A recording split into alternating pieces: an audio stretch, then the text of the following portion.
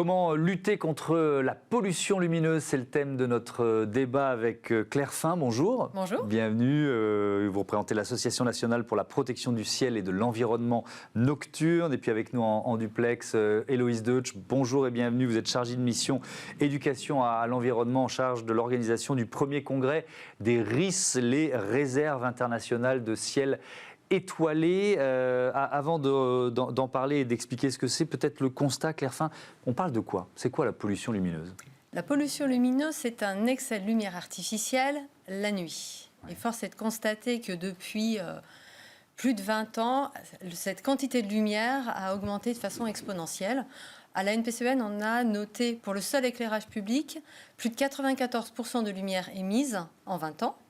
Plus de 89% de nouveaux points d'éclairage public installés. Ça, c'est la France, ça? Ça, c'est la France. Oui. Et il y a une étude internationale qui est sortie en début d'année qui notait que la pollution lumineuse, on a commencé à parler du sujet quand même, 20 ans de plaidoyer, ça devrait porter, mais elle continue d'augmenter à raison de à peu près 2% par an, d'après les observations satellitaires, mais on sait que ces observations sont sous-évaluées et qu'on est plutôt de l'ordre de 10% par an. Héloïse Deutsch, quels sont les impacts de cette pollution lumineuse sur la faune, la flore par exemple? Alors déjà, il faut savoir que la plupart des animaux sont partiellement ou totalement nocturnes. Donc ça représente 2/3 des invertébrés et à peu près 1/3 des vertébrés.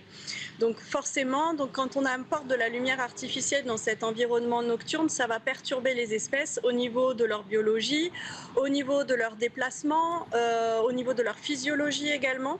Et ça, c'est pour les animaux. Et pour la faune, ça va les désynchroniser. C'est-à-dire que l'arbre va reconnaître la lumière artificielle comme la lumière du soleil et du coup va avoir des problématiques, notamment des feuilles qui tombent plus tard, des bourgeonnements qui arrivent plus tôt et éventuellement des apparitions de maladies parce que ça les fragilise et des désynchronisations avec des insectes pollinisateurs qui arrivent à maturité mais au moment où par exemple les fleurs des arbres sont déjà fanées.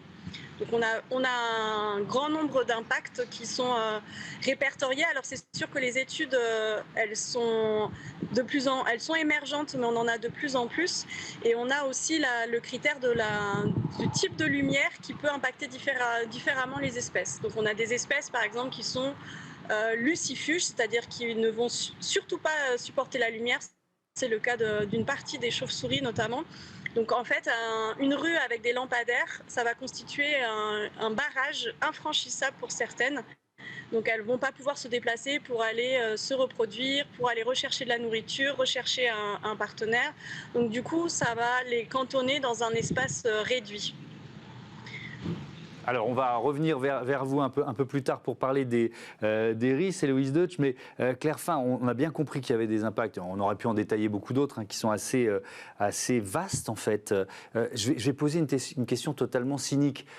En quoi ça nous concerne? Moi, je sais pourquoi c'est important, parce que, évidemment, on est dépendant de la bonne santé de la faune et de la flore, mais on pourrait dire, bah oui, bon, d'accord, si 3 chauves-souris ne peuvent pas traverser une nationale ou un village, qu'est-ce que ça change? En fait, la pollution lumineuse a des incidences sur la biodiversité qui ont été très bien présentées, mais aussi sur la santé humaine. Ouais. Typiquement, ça modifie les rythmes, ce qu'on appelle les rythmes circadiens. Comme tout être vivant, on a besoin d'une alternance du jour et de la nuit. Et changer le rythme circadien a un impact sur la production d'hormones. Ça va augmenter le stress, ça va proposer des problèmes de sommeil. Il y a des tas de choses qui sont à l'étude actuellement. Il y a aussi certains types de lumière, et l'ANSES l'a indiqué en 2010, renouvelé en 2019, qui ont une incidence sur la vision, notamment des personnes âgées, des jeunes enfants quand ce sont des LED. Donc ça, c'est avéré. Et puis, vous rajoutez, il y a des conséquences qui sont aussi économiques et de consommation énergétique, parce que plus on met de lumière, plus on consomme. Alors, même chose, on va nous dire, avec les LED, on consomme moins. Oui. Mais comment on met plus de points lumineux? Bon, on consomme toujours autant. D'accord. Donc, finalement, on a des effets qui sont pluriels.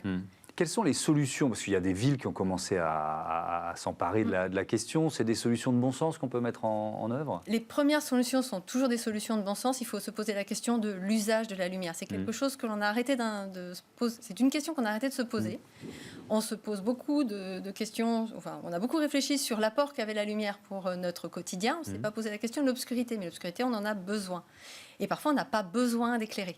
Donc en fait, l'idée est de revenir à des pratiques qui sont en accord avec les usages. Donc c'est quoi? C'est des capteurs qui permettent d'allumer une rue seulement quand il y a quelqu'un Si vous êtes sur des communes où vous avez très très peu de mouvement la nuit, ce que font les communes, elles éteignent entre 23h et 5h du matin. L'éclairage public est là pour sécuriser les déplacements. S'il n'y a pas de déplacement, vous n'avez pas besoin du même niveau d'éclairage. Bien sûr. Après, il y a des tas vous pouvez avoir des systèmes plus sophistiqués, mais ce n'est pas la première des mesures, parce que vous savez que en fonction du rythme des habitants ou dans certains quartiers, il va y avoir besoin de sécuriser des déplacements. Mais ce n'est pas l'intégralité de la nuit. C'est pas tous les quartiers, c'est pas l'intégralité de la nuit. Il faut. Est-ce qu'il y a se poser la question de l'usage. Est-ce qu'il y a des fausses bonnes idées ou des fausses bonnes mesures? Alors la fausse bonne idée qui est très très répandue en ce moment, notamment au niveau des communes, c'est de remplacer l'intégralité de l'éclairage par des LED. D'accord. Tout simplement parce qu'ils vont effectivement avoir un impact, on va dire, sur la facture d'électricité. Ce sont des systèmes électroniques d'éclairage qui consomment beaucoup moins. Mais ce sont des types d'éclairage qui ont aussi des incidences plus dommageables sur la biodiversité et sur la santé humaine. Donc, où vous gagnez sur un plan, vous perdez sur les deux autres. Donc, en fait, il faut arriver à trouver un bon équilibre. C'est-à-dire que des éclairages à LED sont intéressants à certains endroits pour certains usages, mais pas forcément partout et comme principe général. Ok, intéressant, effectivement. Et Héloïse Deutsch, parlons des RIS, ces réserves internationales de ciel étoilé. Pourquoi ont-elles été créées? C'est quoi le principe? Alors déjà, c'est un label, donc Réserve internationale de ciel étoilé, qui est décerné par une association américaine. Il y en a 5 aujourd'hui qui ont été créés en France. L'objectif, c'est vraiment déjà de reconnaître la qualité du ciel étoilé dans la zone cœur de la Réserve internationale étoilée, c'est-à-dire que ce sont des zones cœur avec très peu de pollution lumineuse. Donc pour s'en assurer, on prend des mesures de ciel étoilé, de la pollution lumineuse. Et au-delà de cette zone cœur, on met en place avec les syndicats d'énergie qui gèrent l'éclairage ou les villes qui gèrent leur éclairage en direct, on met en place un programme de conversion de l'éclairage et de sensibilisation des élus et des habitants pour expliquer effectivement ce qui vient d'être dit, c'est-à-dire que l'éclairage, c'est de la consommation d'énergie, que c'est des impacts sur la santé et la biodiversité et qu'il faut se re-questionner sur où est-ce qu'on éclaire, pourquoi on éclaire et est-ce qu'on a besoin d'éclairer tout le temps et partout. Voilà, donc ça c'est le principe de base et aujourd'hui ça donne une dynamique territoriale très importante et on se rend compte même que agir sur la pollution lumineuse et préserver le ciel étoilé, ça peut amener des retombées économiques, c'est-à-dire que derrière on a une économie du tourisme qui se met en place en proposant une expérience nuit, c'est-à-dire finalement vous connaissez telle réserve ou tel parc le jour, découvrez-le la nuit en fait. Et c'est des choses qu'on a peu l'habitude de faire, par exemple passer une nuit à la Belle Étoile ou ne serait-ce que se balader et puis regarder, observer le ciel étoilé. Aujourd'hui, il faut savoir que 80% de la population mondiale vit sous un ciel pollué et qu'il y a un tiers de la population qui ne peut plus voir la Voie lactée. Donc c'est même les jeunes générations qu'on coupe complètement de ce patrimoine qui est universel et c'est aussi une façon de nous couper une fois de plus de la nature.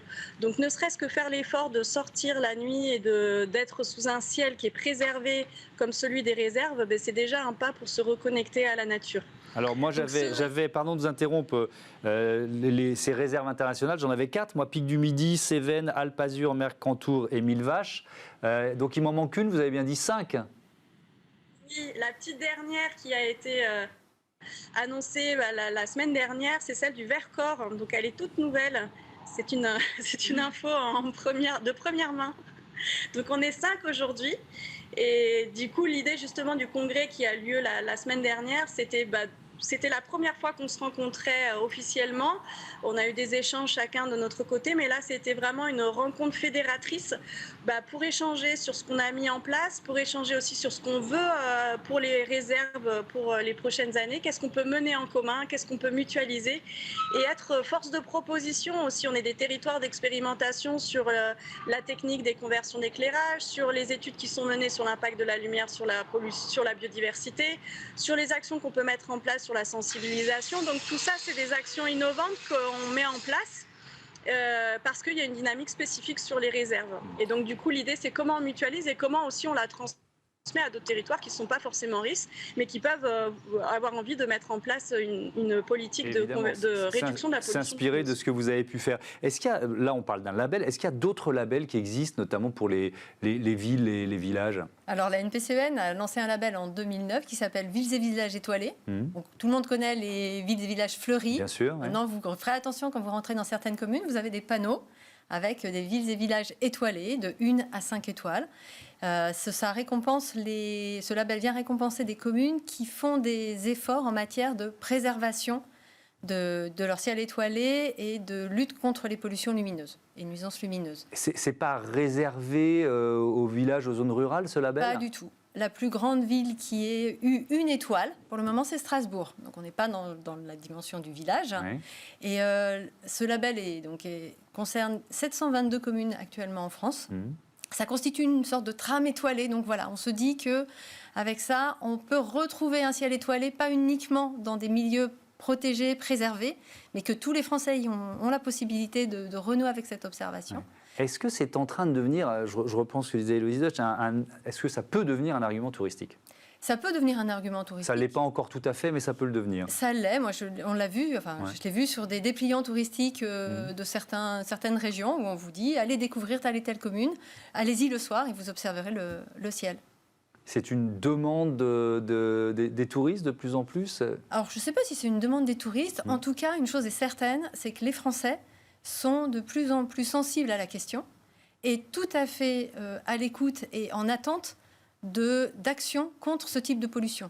Un sondage qu'on a réalisé il y a 1 an avec OpinionWay montrait que 70% des Français trouvaient qu'il n'y avait pas assez d'actions menées contre la pollution lumineuse et 94% attendent des mesures de réduction de la durée d'éclairement, notamment des éclairages privés. Et 92% pour les éclairages publics. Il y a une dizaine d'années, on était à 48%. Donc il y a une vraie prise de conscience. On est sur la bonne voie. Merci beaucoup. Merci à vous deux et à bientôt sur Bismart. On passe à notre rubrique Start-up tout de suite.